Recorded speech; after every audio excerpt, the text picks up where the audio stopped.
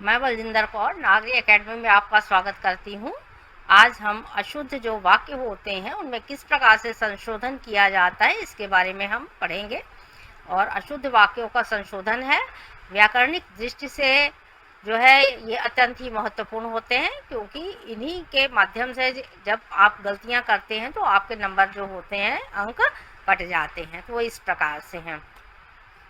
देखिए, वाक्य रचना के लिए भाषा एवं व्याकरण का ज्ञान होना तो अति आवश्यक है ही।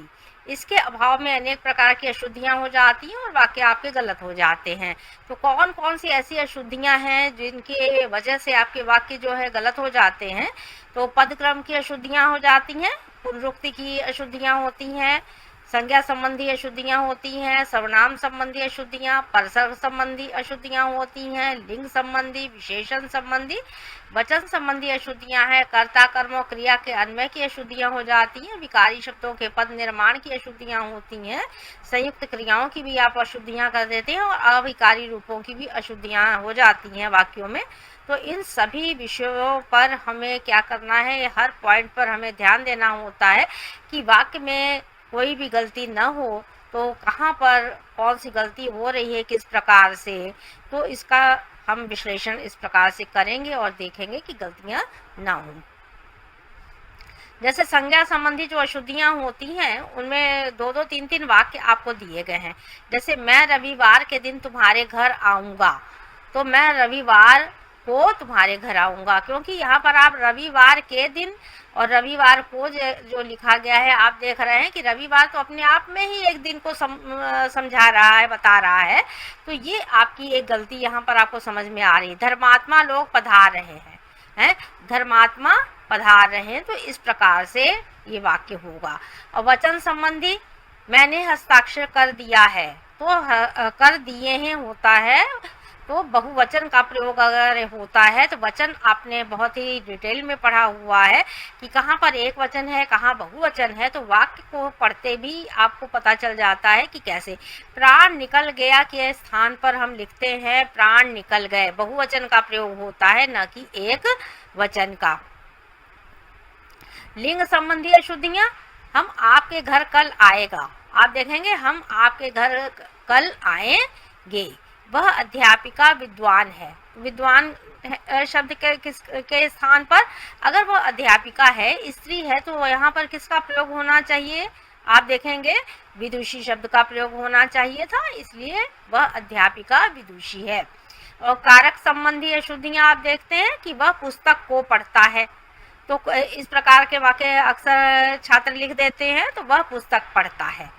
7 बजने को 10 मिनट है, तो अशुद्ध है वाक्य, यहाँ को शब्द का प्रयोग नहीं होगा।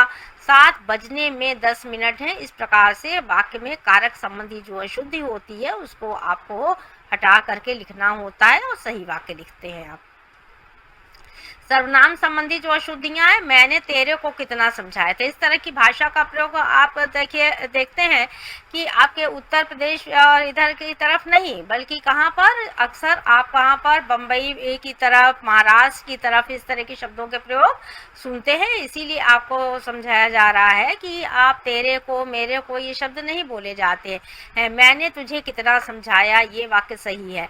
वो जा रहा है के स्थान पर वह जा रहा है, वह शब्द सर्वनाम का प्रयोग एक वचन में होगा। विशेषण संबंधी अशुद्धियां किस प्रकार की हैं? उसकी कमीज नया है, तो यह भी गलत है, नई है होना चाहिए, उसकी कमीज नई है। उसे भारी दुख हुआ, भारी आप किसी वस्तु के लिए प्रयोग करते हैं और इस तरह के भाव के लिए आपको क्या करना है, उसे बहुत दुख हुआ, इस तरह के शब्दों के प्रयोग होने चाहिए।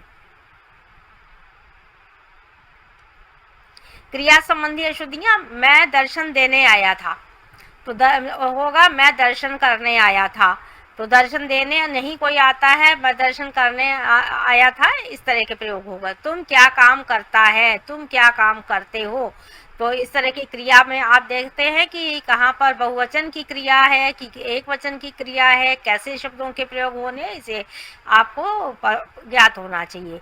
क्रिया विशेषण संबंधी भी अशुद्धियां होती हैं। दीवार पर नहीं लिखो, तो दीवार पर मत लिखो जैसे शब्द होते हैं। वह प्रातः काल के समय घूमता है, वह प्रातः काल कैसे, प्रातः काल अपने आप में ही समय है, तो प्रातः काल घूमता है। इस तरह के क्रिया विशेषण संबंधी जो है अशुद्धि है वो ज्ञात हो रही है।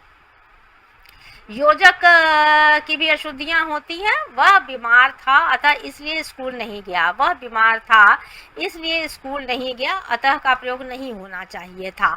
इस तरह के योजक चिन्ह जो है जुड़ने वाले की कहाँ पर होंगे, जो उसका प्रयोग समझ में आना चाहिए। आज मैं स्कूल नहीं गया कि मैं बीमार हूँ, आज मैं स्कूल नहीं गया क्योंकि मैं बीमार हूँ, क्योंकि से वाक्य योजक चिन्ह से जुड़ेगा।